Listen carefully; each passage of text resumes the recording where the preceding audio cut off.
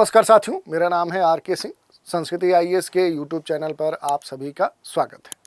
आज के एपिसोड में हम जिस विषय की चर्चा करने वाले हैं वो एक सूचकांक है, नाम है नेटवर्क तत्परता सूचकांक। तो देखेंगे कि आखिर ये क्यों चर्चा में है और इससे जुड़े हुए जो भी महत्वपूर्ण पहलू हैं उन पर संक्षिप्त रूप से हम बात करेंगे। चलिए सबसे पहले हम बात कर लेते हैं कि आखिर ये चर्चा में क्यों है। इसके लिए अगर हम देखें तो संचार जो मंत्रालय है वहाँ पर उसकी वेबसाइट पर जाएंगे तो इसके बारे में डिटेल से जानकारी दी गई है, जहाँ लिखा गया है कि नेटवर्क रेडीनेस इंडेक्स 2024 में जो भारत है, जो इंडिया है, अब ये 11 पायदान ऊपर चढ़कर अब शीर्ष 50 यानी टॉप के जो 50 कंट्रीज हैं उनमें शामिल हो चुका है।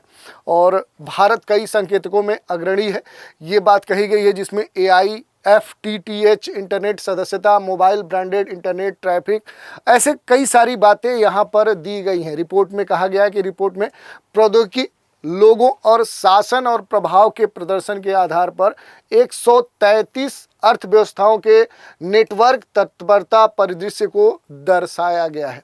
तो इस कारण से देखें तो ये जो सूचकांक है ये इस समय चर्चा का विषय बना हुआ है। और हाल ही में इस महीने में जारी नेटवर्क रेडीनेस इंडेक्स जो 2024 है वो जारी किया गया और इसमें जो भारत की स्थिति है, जो कह सकते हैं कि रैंकिंग है, वो पहले से सुधरी है। इसमें जो भारत की रैंकिंग है वो 11 स्थान और ऊपर आ चुकी है और अब जो भारत है इस रैंकिंग के जो टॉप 50 अर्थव्यवस्थाएं हैं उनमें शामिल हो गया। तो इस कारण से ये चर्चा में है। इसके अलावा इससे जुड़े हुए जो महत्वपूर्ण बिंदु हैं उन पर हम चर्चा कर लेते हैं। ये जो रिपोर्ट है ये वाशिंगटन DC स्थित एक स्वतंत्र गैर लाभकारी जो अनुसंधान और शैक्षणिक संस्थान है, पोर्टोलिंस इंस्टीट्यूट, उसके द्वारा प्रकाशित की गई है। तो ये महत्वपूर्ण बात है, लेकिन काफ़ी कह सकते हैं कि प्रतिष्ठित ये इंस्टीट्यूट है। भारत ने न केवल अपनी रैंकिंग में सुधार किया है बल्कि 2023 में अपना जो स्कोर 49.93 था उससे सुधर कर वर्ष 2024 में देखें तो इस रैंकिंग में 53.63 कर लिया है। तो ये कह सकते हैं कि भारत के द्वारा अचीव की गई एक उपलब्धि है। उल्लेखनीय है कि भारत कई सारे जो इंडिकेटर्स हैं, जो संकेतक हैं, उनमें अब अग्रणी स्थिति में बना हुआ है। और रिपोर्ट की माने तो इस रिपोर्ट के अनुसार भारत ने तकनीकी जो नवाचार है, टेक्नोलॉजी जो इनोवेशन है, इसके साथ ही जो डिजिटल ट्रांसफॉर्मेशन है, परिवर्तन है, उसमें खास तौर पे देखें तो अपनी स्थिति मजबूत की है। और इसके साथ ही महत्वपूर्ण रूप से जो डिजिटल प्रगति है उसे किया है और ये प्रदर्शित हो रहा है इस कह सकते हैं सूचकांक में, इस इंडेक्स में।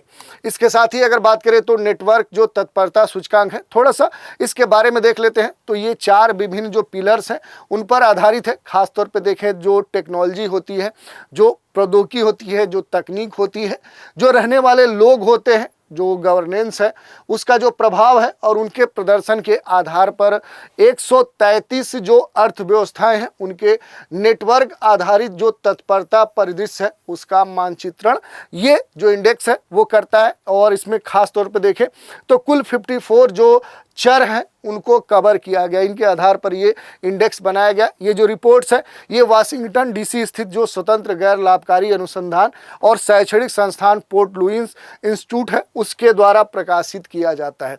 कुछ महत्वपूर्ण तथ्यों की बात कर लेते हैं कि जो ये रिपोर्ट्स आई है, ये जो इंडेक्स आया है, तो भारत ने इस इंडेक्स में अपनी रैंकिंग में सुधार किया है।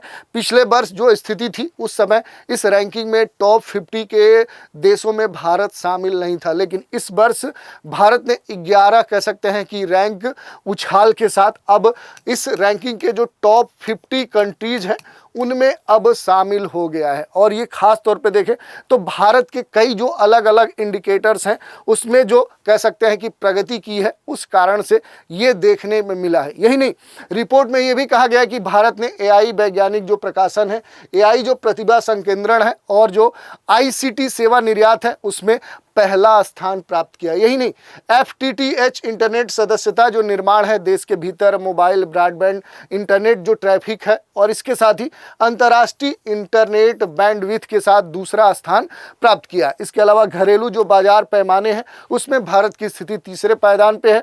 दूरसंचार सेवाओं में वार्षिक जो निवेश है उसमें भारत की जो स्थिति है वो चौथे स्थान पे है। इसके साथ ही निम्न मध्यम आय वाले देशों के समूह में भारत जो है ये वियतनाम के बाद दूसरे स्थान पे काबिज है। रिपोर्ट में ये कहा गया है कि भारत ने तकनीकी नवाचार और डिजिटल परिवर्तन में उल्लेखनीय मजबूती के साथ महत्वपूर्ण डिजिटल प्रगति की है। तो ये स्पष्ट इस कह सकते हैं कि इंडेक्स में दिया गया है, और ये भारत के लिए कह सकते हैं कि एक सकारात्मक न्यूज है, और भारत के विकास प्रगति की कह सकते हैं कि एक कह सकते हैं कि मूल्यांकन प्रस्तुत करता है। तो आज के एपिसोड में इतना ही। नए एपिसोड में एक नए कार्यक्रम के साथ फिर मिलेंगे, तो आप सभी हमारे साथ बने रहें, इसके लिए धन्यवाद।